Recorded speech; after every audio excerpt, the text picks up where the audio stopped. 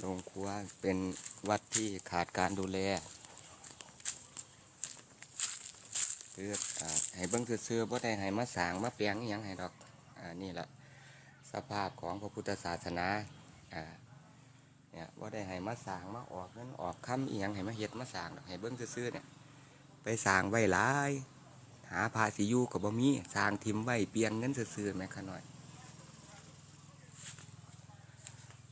สภาพเฮ็ดไว้หลายครับทีนี้ก็บ่ได้สิไปก็บ่คือเรียกตูนศาสตร์ถ้าเจ้าของวัดเขามาเฮ็ดเขาก็คือหาผู้มีบุญบารมีเพิ่นมาสั่งมาเฮ็ดได้เนี่ยนี่คือนี่คือโรงครัววัดอันนี้ถาด